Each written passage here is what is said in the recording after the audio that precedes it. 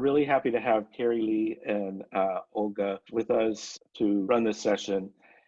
And with that, you want to unmute yourselves, and we'll begin. I'll let them introduce themselves. So thank you, and welcome to the session. Hi, everybody. My name's Carrie Lee, and I'm the Executive Director of the Natural Land Institute. Our office is located in Rockford, Illinois, and we service 12 counties in the Northwest Illinois region.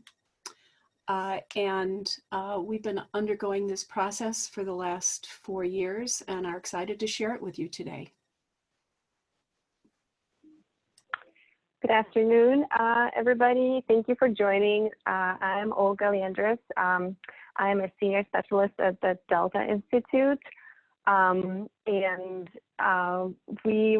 We have a program called Land Stewardship that focuses on kind of developing resources and strategies for long-term stewardship of soil and water resources in the Midwest. And so this project actually is one of several where we are trying to bring conservation goals together with agricultural land management, natural land management.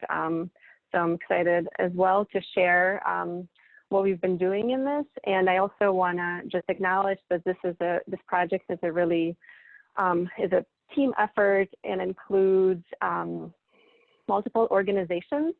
And Joe Davis Conservation Foundation, Jim Johansson is part of the team, as well as Illinois Environmental Council, Lindsay Keeney, and Open Lands Andrew Schlock have all been part of the project team that have made this work possible. So maybe we can go to the next slide so I can just start us off by providing a little bit of context. You know, most of this information is probably going to be really familiar to you. Illinois is the prairie state. You know, back in 200 years ago, there were 22 million acres of prairie. And sadly, almost very little of it remains. But in all, there's about 1.5 million acres of protected land. And that includes private and public sector land, conserved land. On the public sector side, you know, Illinois Department of Natural Resources is sort of the main agency that is managing natural lands, but as we all know, has experienced steady budget cuts over the course of the last 2 decades. And, you know, that resulted in decreased staff capacity, as well as decreased funding allocations to conservation efforts. A report that came out last year actually estimated that the state would need about $4.4 billion in order to meet its conservation goals. And so that is a big need. And what we need to also recognize is there's a large community of conservation land trusts in Illinois. There's over 40 organizations that manage land, approximately 80,000 acres, including fee simple ownership and easements. And in the past, land trust would acquire this land, restore it, and usually turn it over to the public sector for long-term management. But given the challenges that the state faces in terms of budget and capacity and staff capacity, land trusts are sort of reinventing their role and figuring out how to build capacity to steward their land holdings themselves. And so this includes leveraging cooperative models, examining new financing approaches, looking for new policies that can support that kind of work, and developing tools that can help them do this kind of work in the future more effectively. Now, it's impossible to talk about land use and protection of open spaces in Illinois without mentioning agriculture. There are over about 71,000 farms in the state, covering approximately 26.6 million of acres. And it's obviously a huge part of the state economy. And so we know that the top crops are commodity crops, corn, soybeans, wheat, and so that kind of drives what kind of agricultural landscape and agricultural production systems we see on the landscape. Now, the idea of working lands has been around for a while, and in Illinois, what that could look like is sort of bringing into alignment the conservation needs and the agricultural sector in a way that can serve as a catalyst to improve both natural and farmland conservation.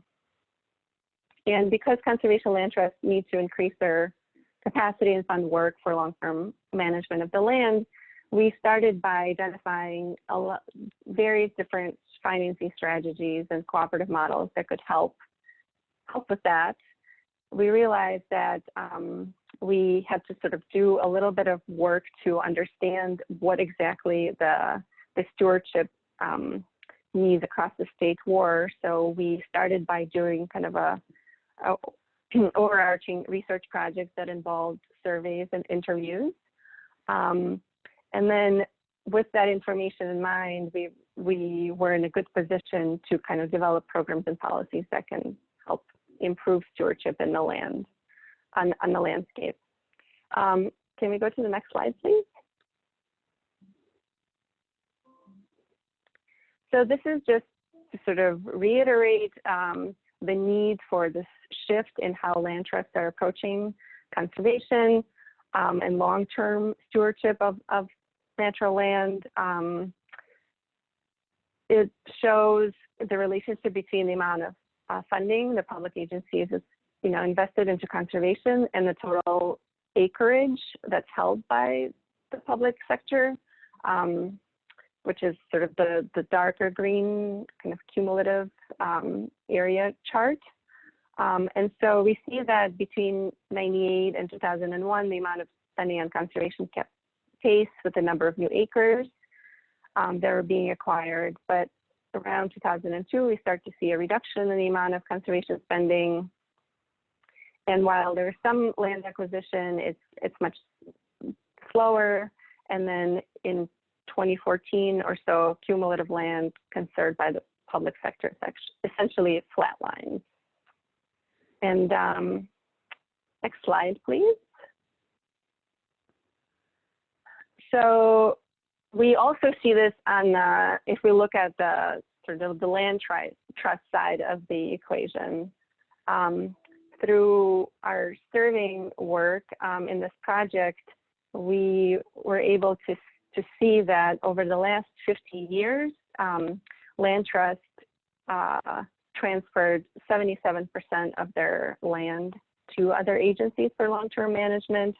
But if you look at just the last 10 years, the survey was conducted in 2018, so the 10 years count started at that point.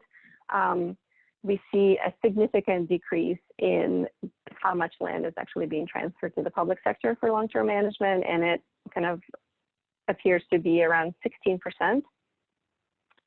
And so this, once classic land trust model to acquire land and transfer it to the public sector is really under question right now.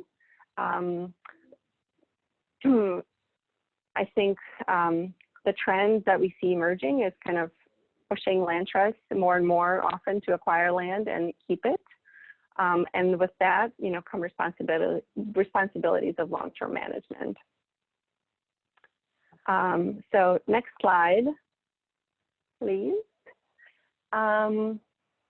Because conservation land trusts realize that they need to increase their capacity and fund this long-term management work, we, as I'd mentioned, together with the project team, started by just kind of doing a statewide sweep of conservation needs to gain a more comprehensive understanding.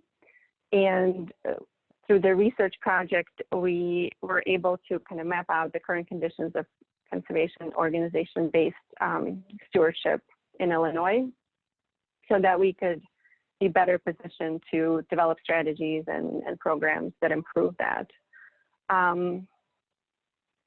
I will not go into a lot of detail on this. We had a webinar not too long ago where we provide an overview of what we've learned through this, but all the results can be found on, if you go to the website that's listed on the slide, stewardship.delta-institute.org, and it has sort of the full report and interactive graphics and charts and things like that that relate to the categories that are listed on the slide about sort of the stewardship capacity needs. Now, back to sort of the idea of working lands. That was one of the things that we think is a really great opportunity to explore in a state like Illinois, where there's so much farmland. And, you know, this could be something that, you know, where farmland becomes an asset that generates revenue through leases, but can also be used to transition to a different kind of agriculture in the state, which in turn can have multiple beneficial outcomes as well, you know, local food production and sort of better outcomes for communities because the land is managed better, has fewer kind of detrimental environmental outcomes as well. And so I'm going to turn it over to Carrie from Natural Land Institute to talk about sort of how NLI went about exploring that idea and what success they've had. Hi, everybody. Carrie? Hi. I'm going to take you through our process for the creation of our Working Lands program. And the mission of the Natural Land Institute is to protect natural lands for people, plants, and animals.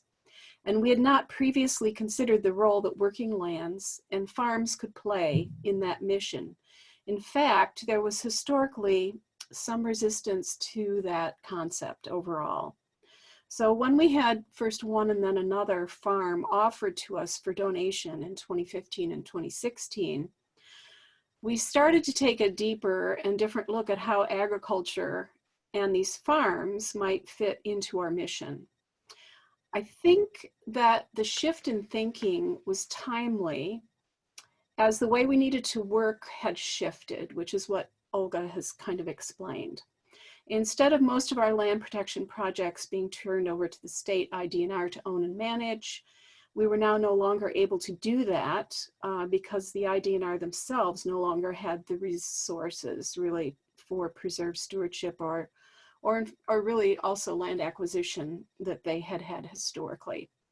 So the landscape of habitat protection has been changing. Our consciousness has been changing around what habitat protection means. And we needed to change with it now that we were holding on to the land. We didn't quite appreciate the extent of the learning curve that we had in front of us, I must say.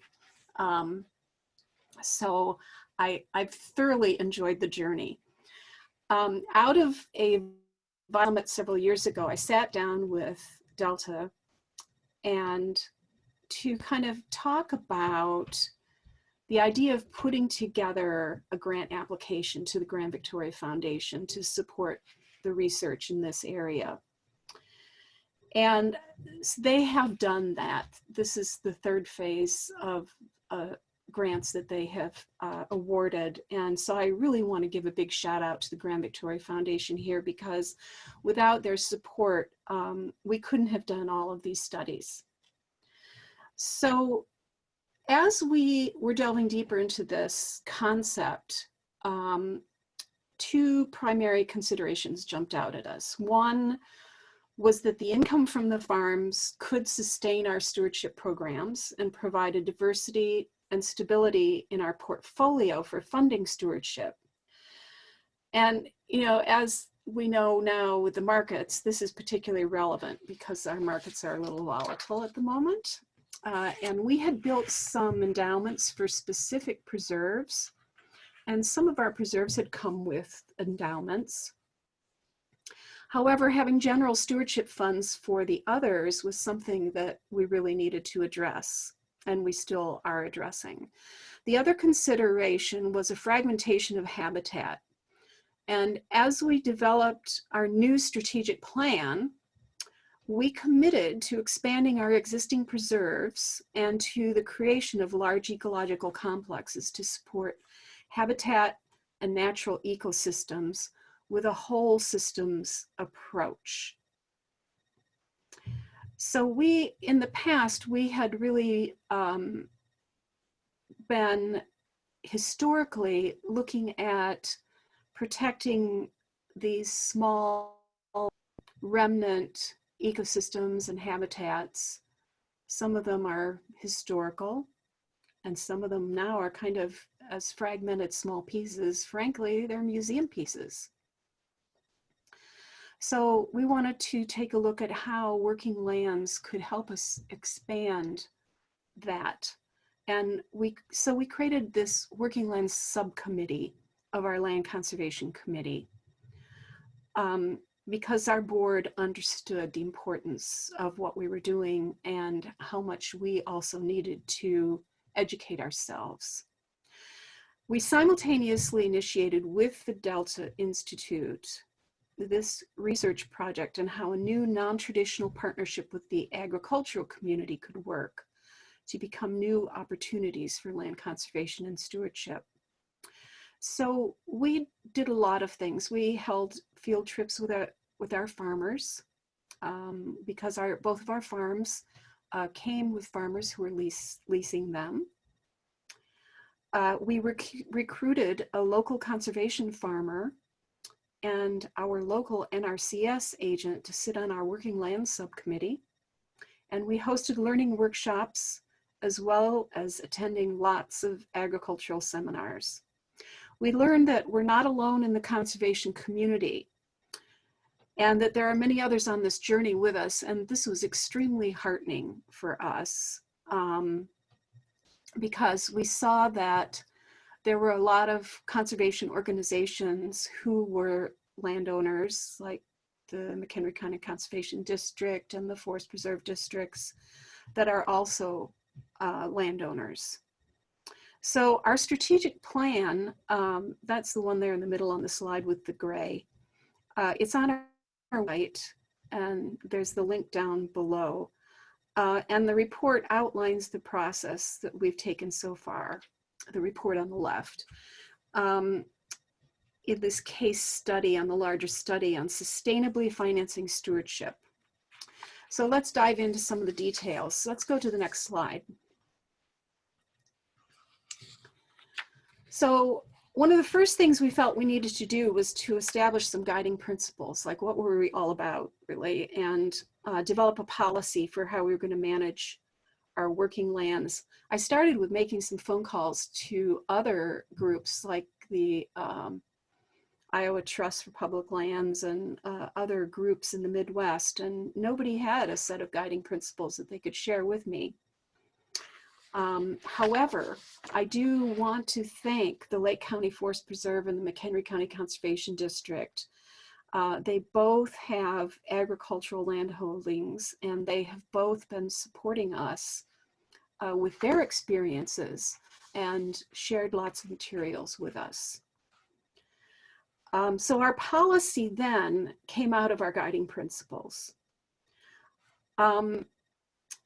The first principle is sustainable land stewardship. And what that means for us is that we have profitable and responsible land management, which includes practicing restorative agricultural techniques for quality soils and water quality protection. The farm management and production plans for each farm should have a measurable set of goals for soil health and water quality protection based on scientific principles and practices. So that's kind of the underlying idea of that first principle of sustainable land stewardship. Then the second principle was that we wanted to have mutually beneficial lease agreements with our leasees. So the leases would be fair to both parties, as well as provide for technical assistance with conservation practices to reduce the economic risk to the farmer in return for implementing sustainable ag practices. So we'll talk a little bit more about a report that we did, taking a look at the economics of moving from conventional agriculture to other practices, and some of the incentives that I feel are really important, because in order to get the farmers to buy into this, it needs to make business sense for them. So then the third principle is conservation and restoration.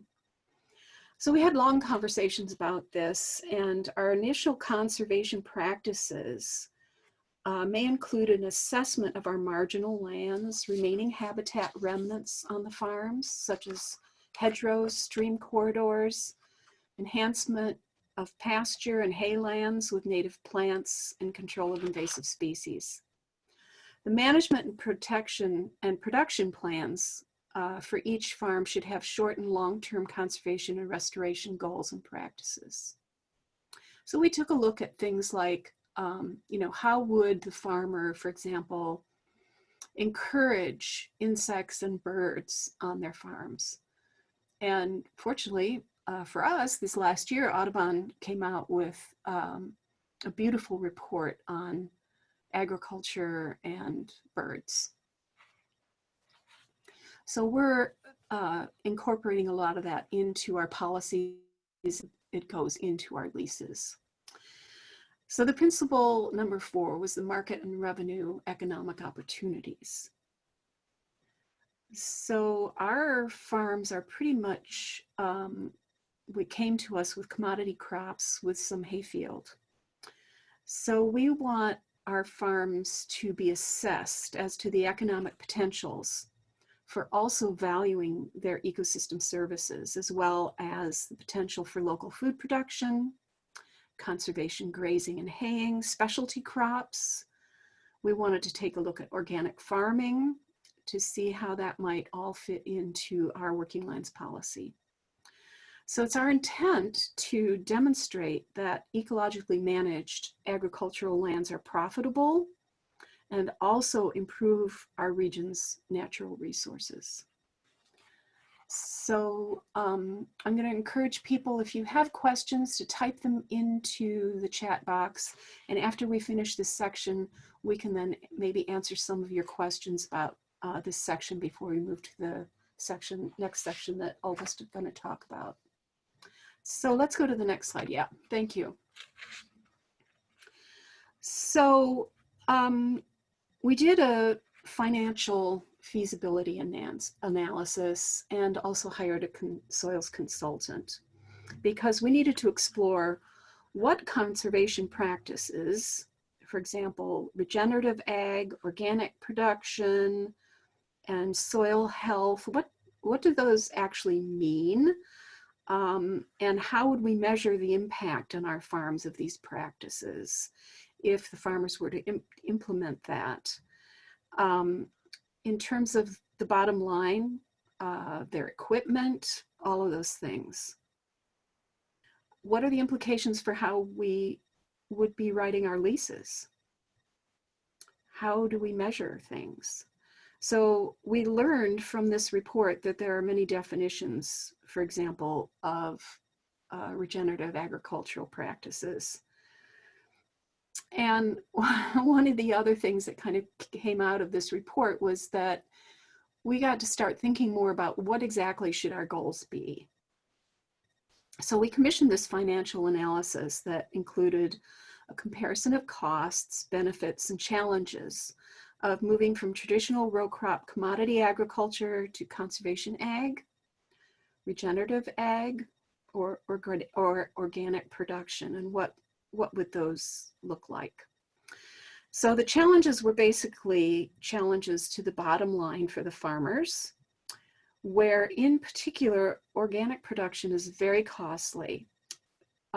Also, we hired a soils consultant to work with the farmers and cover crops, etc., for them to practice on one field each until they felt comfortable with the practices and had all the necessary equipment that they needed, for example, for no-till farming. Both of our farmers were very receptive to the idea, In fact, one of them said, "Oh, I've always wanted to learn about this. I really just didn't have the confidence or know what to do." So our soils consultant really helped him to have that confidence. They have since started using these practices on other farms that they lease, and moving from just the one farm, just the one field on the farms that they do, to the whole farm. So let's go to the next slide, Todd. Thank you. So the financial feasibility analysis, we consider different conservation farming practices. So moving from conventional ag to conservation ag is the easiest and least intensive and least expensive transition. And we decided that that would be our starting place, rather than trying to jump from conventional all the way over to regenerative. So organic production, we discovered, has a side impact where even though chemicals are not being used, there can be increased tillage of the soils to prevent weeds, resulting in some soil health degradation, especially in large-scale organic production.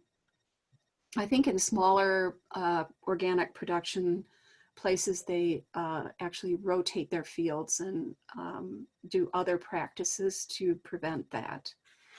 So cover crops and other systems can also be employed on organic farms. However, we decided that it's too huge a learning curve for us and our farmers at this time. So we decided to start with a low-hanging fruit, conservation practices that included cover crops, no-till, hayfield, and the inclusion of soil biologicals for each farmer to start with one field on each farm. So they started, and what we found was, yes, there are setbacks. There always are. So last year, for example, there was so much wetness. There was a delay getting the cover crops in, among others. And we know farming is at the mercy of the weather, and because of climate change, we are starting to see some dramatic changes. So we need to have patience and be in this for the long haul. We discovered that through this report that regenerative agriculture has several definitions, some of which are limited to grazing and animals, and our farms are not rented out as a whole package with a farmhouse and barns. So we don't currently have the capacity for someone to perform animal husbandry living away from the farm. If you have animals, you really need to be there. Therefore, we're not using this method on these farms currently. It doesn't mean that if we had another farm with that infrastructure that we wouldn't do that. Perennial crops are a potential that we're looking at for the future, such as fruit trees. However, we're not there yet, if indeed we go there. So it was important for us to understand the economic impacts on the farmers to what we were asking them to do. So we made sure that we built in some incentives to our leases, which Olga's going to talk about leases a little bit later on. And I think we also have a separate webinar that we're going to do on conservation leases. So let's go to the next slide, Todd.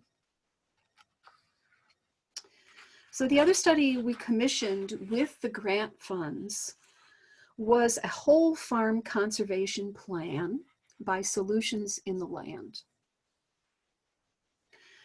We did this for one of our farms, our largest and most diverse farm, the Foss Farm. It's split into two tracts of about 200 acres each, with very different challenges. The east tract has a stream corridor running through it. We'll take a look at that in a minute, and an old home site. And the west tract has an old quarry, cabins, and a very nice quality woods on it. So this study looked at both of the tracts through the lens of keeping sustainable agricultural production for both income and environmental concerns. It looked at the farm in its regional context, particularly with regard to not only its geological and ecological history of land use, but also its intersection of agriculture and ecological cultures, and came to the conclusion that this farm has been depleted of many of its natural resources. So we wanted to take a look through this report of how can we look at sustainably managing a farm that's been depleted of many of its natural resources.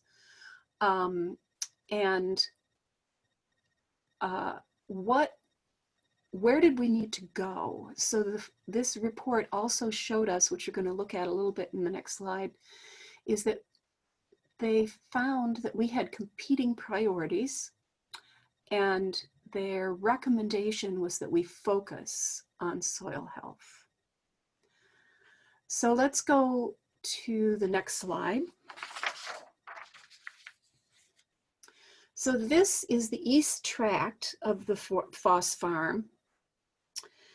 And the report identified numerous challenges and also several restoration opportunities that could provide ecological benefit also regionally, not just on the farm, and be a potential model for agricultural land rehabilitation across the Midwest. So in a sense, it's kind of a poster child for farms that have been a little bit exhausted, and how we can bring the soils back and the ecological health back to the farm. And as the crop rotation is currently corn and soybean commodity crops.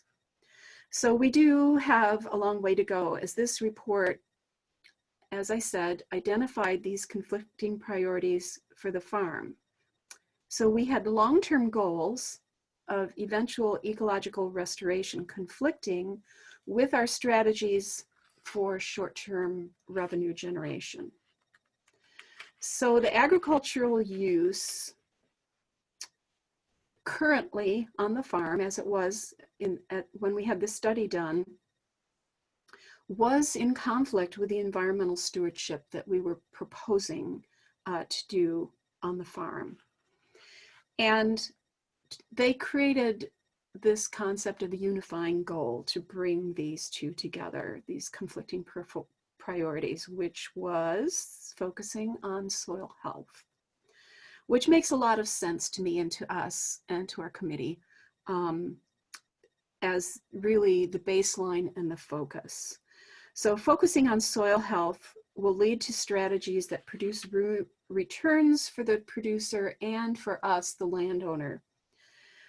Focusing on soil health will improve stewardship in terms of land and water quality, and will lead to or begin to incorporate restoration practices at the Foss Farm. It gives us a kind of guidepost for what we want to do out there. So you can see the stream corridor with a significant buffer going from the northeast down to the southwest of this tract, which was near an old home site and a tree plantation area. We did use some of the income that first year from the farm to demolish the old home site, which was in really bad condition. We did keep the well and the electricity there. So if you see in the bottom left on the kind of southwest portion of the site, you'll see a green 7.5 acre blob, and then a kind of road that goes down to a 2.9 acre pink blob. Well, in between those two fields was the home site and an old barn that had fallen into disrepair.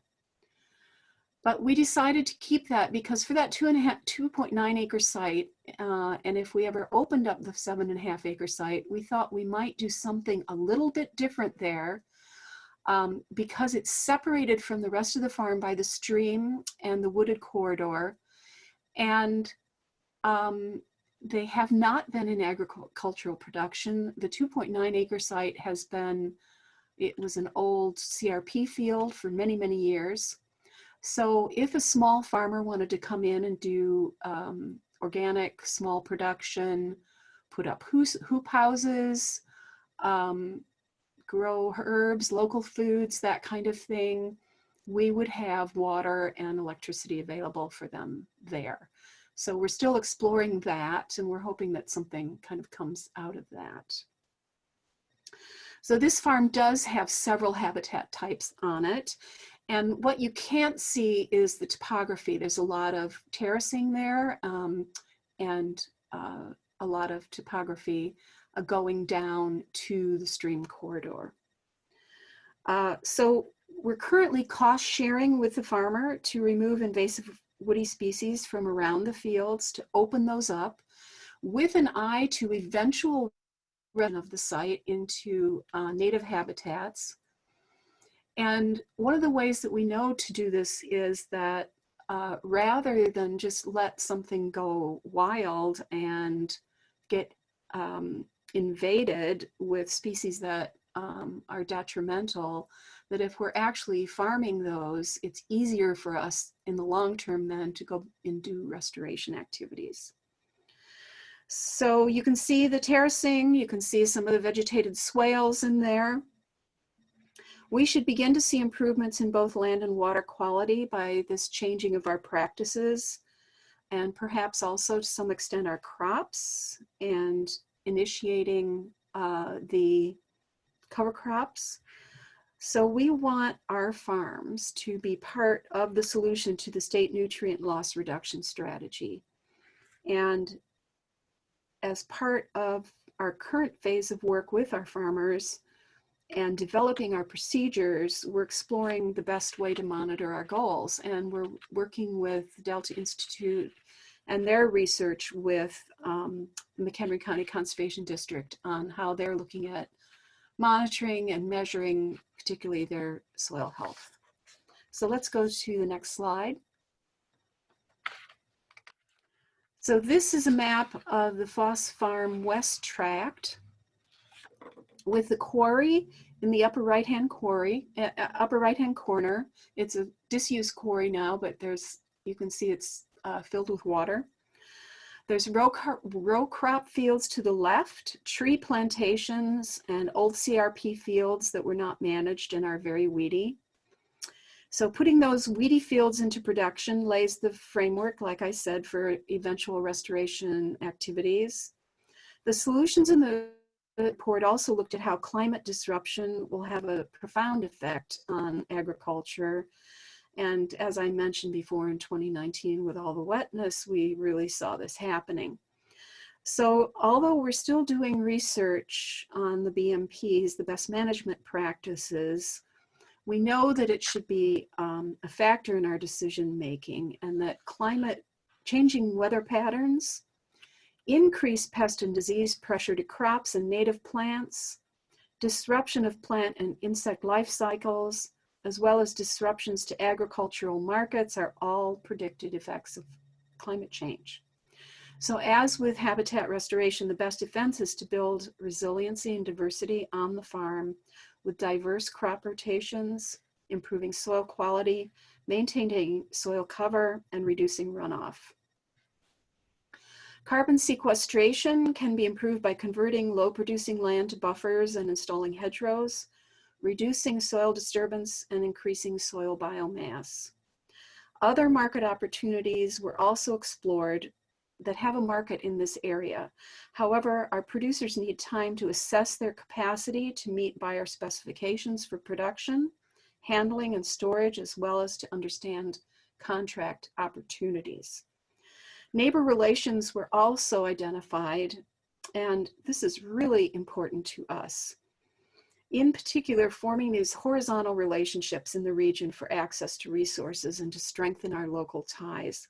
We've already hosted an event for neighbors of the farm to see what we were doing and for them to ask questions. It was very well attended. Our Director of Stewardship, Zach Greitken, led the workshop, talked about what we're doing on the farm. Because when we first bought it, people thought, oh, it's good, because they saw us out there clearing some trees. So yeah, and they were all junk trees, by the way. So both farms came with long established farmers, as I've already mentioned, and we've maintained those relationships as the farmers are familiar with the land and they have been receptive to new practices and inputs. So as conservation land trust, and I know it's different with government organizations that have land, they need to go out to bid and get the best price, but we really see our farmers as part of our family, as part of the family of our community. And we realized early on that a strong partnership with a good lease is an opportunity to incentivize them to invest in the health of the land, as they already have a sense of ownership. And if we can move towards longer term leases and have them be really invested and have a strong tenant relationship, that's the way we want to go. So that is one of our guiding principles. So this has helped align the tenants with our goals. We've had open communication, many conversations, and the employment of the soils consultant to assist them with changing their practices means that they've been more amenable to changes in their leases.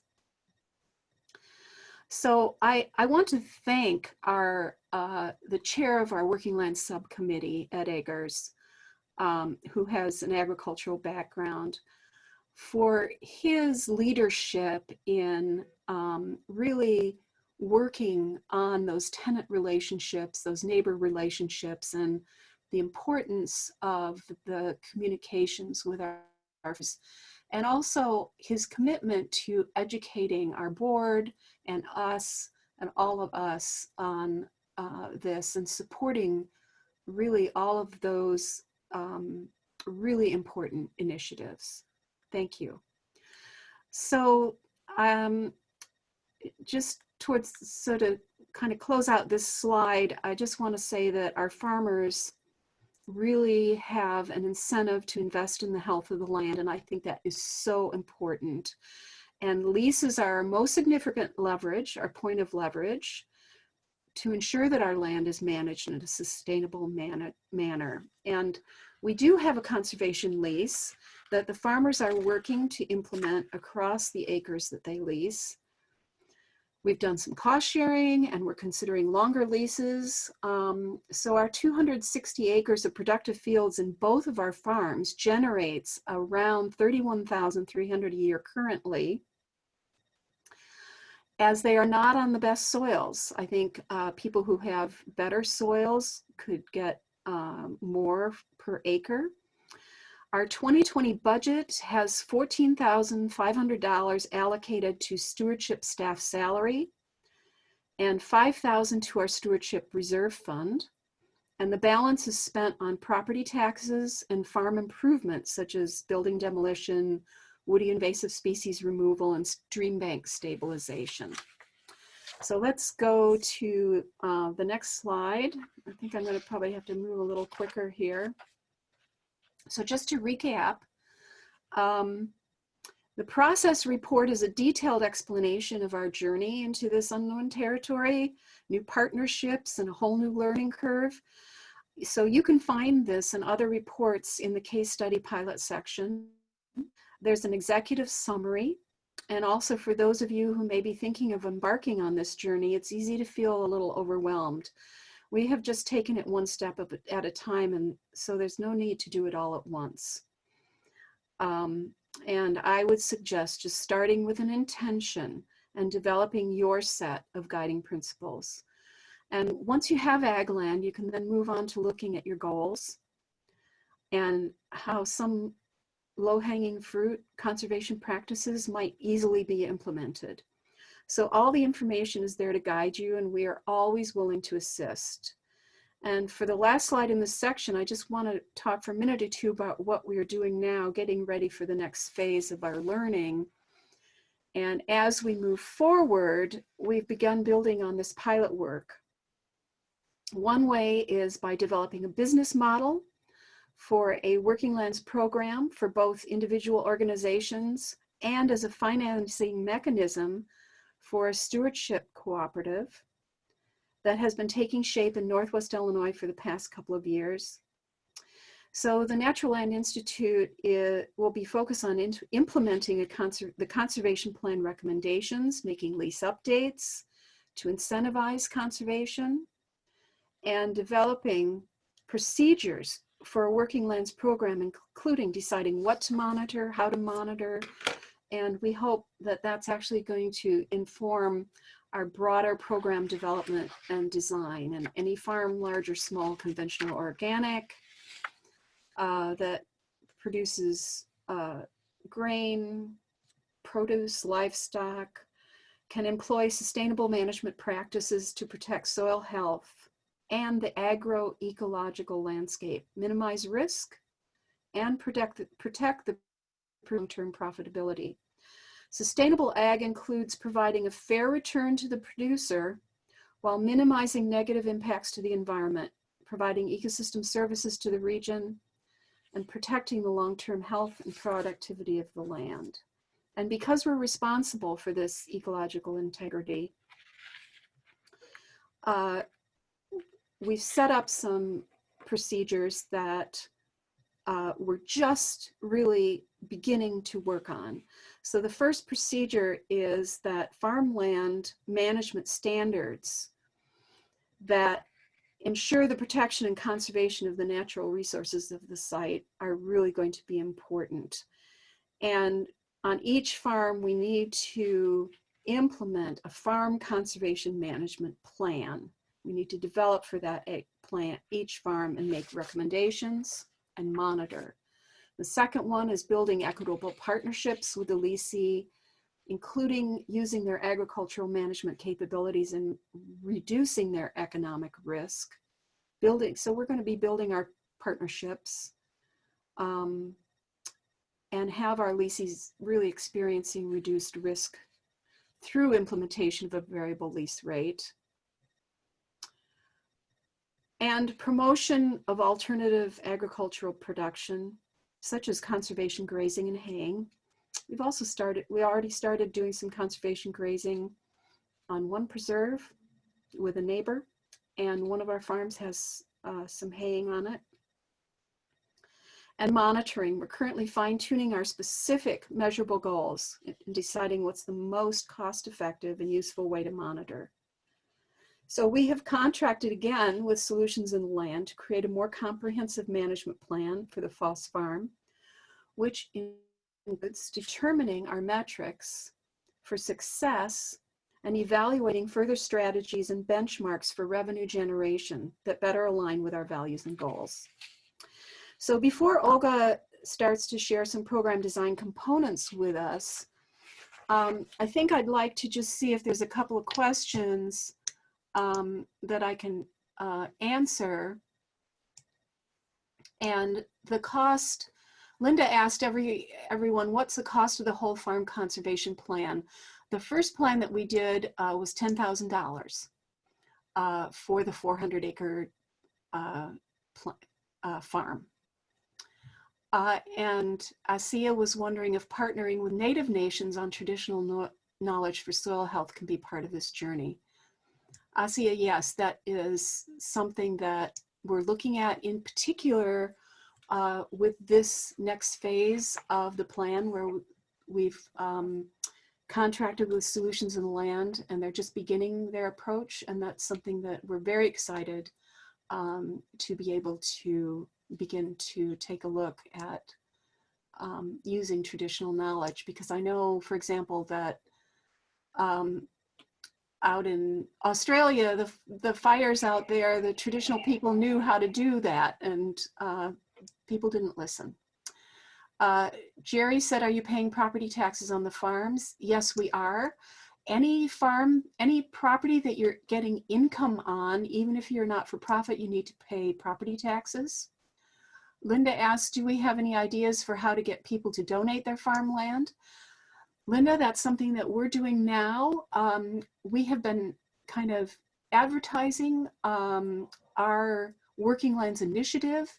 And one of the things in this final grant that we're doing is developing a brochure to explain the procedure that we're doing with our Working Lands initiative, and encouraging people to donate their farmlands, their farm to us because of some reports that came out from the American Farmland Trust talking about the aging out of a lot of farmers and how their children are not interested in farming and how we can keep these farms in the traditional practices while also practicing conservation farming. And Jim is asking if we can document some pilot projects. Can we use the data about soil erosion and best management practices to model future opportunities based on geographic locations and soil types? This would be useful to document potential ecosystem services. So Jim, I know you're doing a lot of work with ecosystem service work, and that's something that we would like to explore, particularly in this next report that we're doing with Solutions on the Land. So thank you. Thank you all for your questions. And we'll go to Olga to finish off the slides. Thank you, Carrie. I think we didn't plan the timing Yeah, of our I'm so sorry. presentation that well. I actually cut a lot short. But I think this is actually a good kind of setup for our next webinar through the Vital Land session kind of network, where we were going to focus on the conservation lease more specifically, but I think we could sort of begin that session by talking about the toolkit for a working lands program just generally. And right now I want to be so respectful of everybody's time, so I'm just going to run really, really quickly through what is in the toolkit, and then if you join us April 29th for an afternoon webinar session that's going to be very similar to this one, we can dive into that a little bit more. So what Carrie talked about was a very specific example with a very specific farm and a very specific set of conditions, and working together, what we hope to add to this is sort of a toolkit that could allow other land trusts that may, or other public sector agencies that own farmland, forest preserve districts, even the Department of Natural Resources statewide owns farmland and leases it out, to be able to kind of bring this program into something that is an opportunity to finance their stewardship work, and two, is something that can be in alignment with their conservation mission. And so some of the resources that we put together in our toolkit include, educational pieces like the fact sheet on regenerative agriculture. As Carrie mentioned, that definition can be squishy, and so I think grounding it in soil health and principles can be really helpful to bring people to have a sort of a shared understanding of what it is. Next slide, please, Todd. There's sort of pieces related to governance and a template program principles document, again, kind of hitting again on the importance of having these principles articulated as you're starting a program out like that. Next slide. We have tools that we have developed that help track outcomes. So whether they're kind of measurable, continuous metrics, or things like, yes, we have this, check, those are all things that you need to consider when setting up a program, what you're going to measure, how frequently you're going to measure it, what is it going to help you evaluate. So there's some tools related to that. Next slide. And then last but not least, the leasing framework. So the lease is really the agreement where all of these ideas kind of get operationalized. And so, we put together a framework that allows the land managers who are considering something like this to select provisions that can help incentivize conservation activities. And they range from kind of setting the term to a longer period, as Carrie had mentioned, requiring particular conservation practices in the lease, and sort of sharing, being very clear about who is doing what part of that, whether it's, installations on the landowner and maintenance on the farmer, et cetera, how you set the rates, whether it's flexible, and how all of that, the pricing gets worked out, can also play a big role in incentivizing conservation. And, on to kind of reporting and making sure that data shared, there's transparency between the parties in the agreement. So the next vital session that we're going to do, we'll really dive into this piece as well. And then next slide, please. And to pull it all together, we're sort of working on putting together a program design guidance document. We're working very closely with Carrie and NLI to sort of learn about what they're doing on the ground, actually how it kind of plays out in practice, and then using that information to try to generalize a little bit and have this sort of broader set of